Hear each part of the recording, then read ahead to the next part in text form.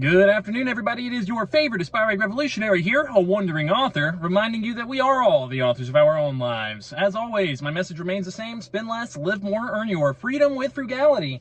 Today's episode is brought to you by the culinary genius D-Bomb, one of the most influential figures that's ever been in my life. I only have Apple Pay because I #poorly planned, and he was able to help me out. I broke one of my E-strings yesterday, so I'm honestly pretty exhausted, which is why I am sitting in the car instead of recording, walking around like usual.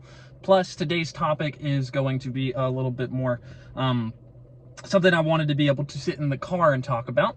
Anyways, I do have a few other things that I'd like to talk about on my mind. Number one, the Neshoba County Fair is, its slogan is Mississippi's Giant House Party.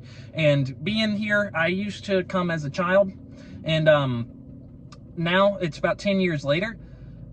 It's hard to connect with people on the level that you can whenever you're hanging out at a place like this, especially for weeks.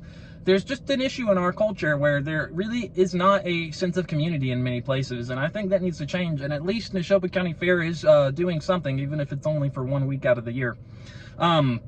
So let's move on to our topic for today. Plutarch, the famed Roman historian, once said, "The oldest and most fatal ailment of all republics is an imbalance between the rich and poor." And that is a message that I believe is as timeless as the delicious flavor of sugar. No, sorry if my jokes are a little dry today. I'm trying to be punny. So, we talked 2 days ago about the report, the Powell Memorandum, issued by Lewis Powell, the former Supreme Court Justice. There was a similar report issued by the Trilateral Commission. Now, I want to try to make this as entertaining as possible, so let's break down Rockefeller. If you recognize that name, then you should know what the Trilateral Commission is. Also, there are people like Alan Greenspan and Paul Volcker who are members of this commission, which is a non-governmental institution. They basically meet up, kind of like if you've heard on YouTube about like the Davos group. This was like one of those types of groups of really elite people, founded in 1973 by the financier David Rockefeller, and membership has remained selective to this very day. It is still active. It unites the Europe, Japan, and North America, basically Western democracy. And even today, there's only 400 members. It's an invite-only institution. So they have a report that they released in 1975 in response to the 60s revival, like basically people standing up for themselves. I think all this stuff's very important.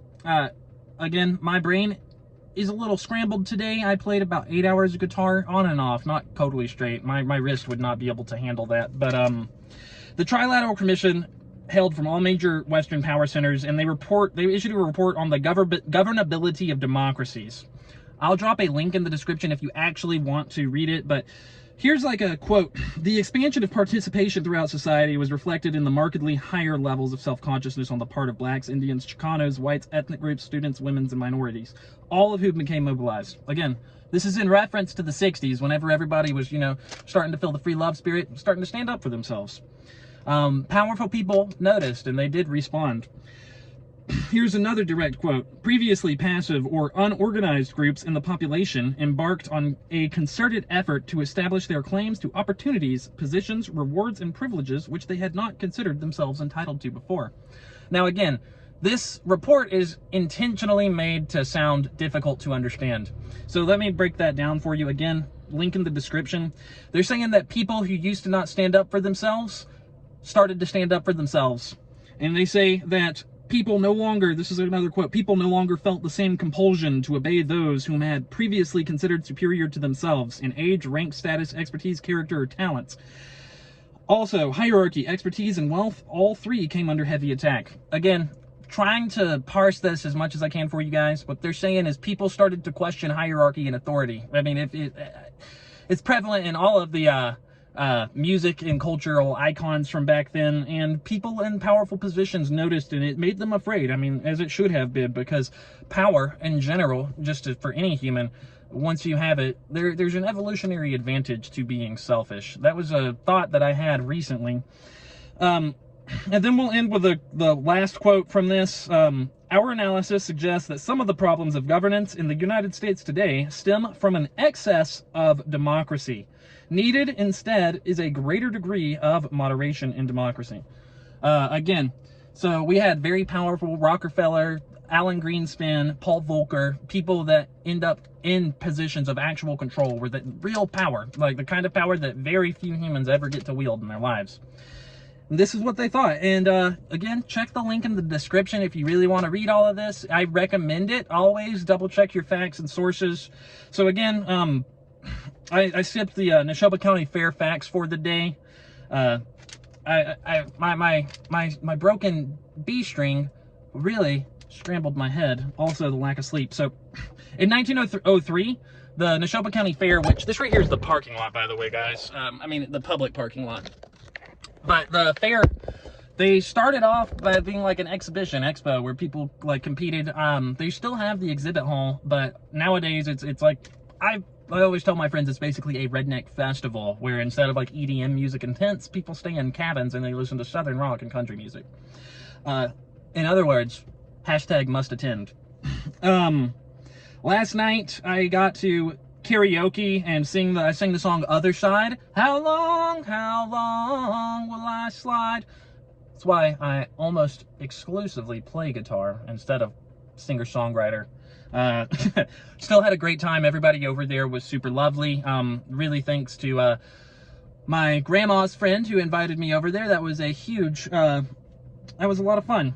Then I went down to the pavilion. 80s cover band Hurricane was there. And again, played about 8 hours of guitar. Hopefully did not mess up or piss off the neighbors too much. The fair's only 1 week out of the year, and there's no way that I can match that amount of guitar playing today. Yep, so that's really all I have for you guys. I got the AC off because I totally forgot my microphone today. And I want to make sure that y'all can hear me. If any of my family's watching this, love you guys. As a young child, coming out here was one of my favorite experiences, and going off to college, I really did not realize how much I was going to miss connecting not just with my family, like blood family, but like the people who lived in cabins nearby. Most of those people are no longer coming, and the character of the fair has changed a little for me because I had great experiences with them and wish they were here, but I've met a lot of new neighbors this time. It's a great experience. I really recommend anybody that has a chance, if you're passing through Mississippi in late July, absolutely stop by. If you know me in person, hit me up. I will see if I can entertain you for a little bit. I'm a little more boring in person than I am in on my video, or at least I think so. So anyways, this is a wandering author reminding you that we are all the authors of our own lives. As always, my message remains the same. Spend less, live more, earn your freedom with frugality. Thanks again to D-Bomb, the culinary genius, who helped me make sure that I can play guitar again before the end of the fair this week. I would have had to drive all the way to Meridian otherwise, so he made a long, tedious chore into a very minor one. Very appreciated.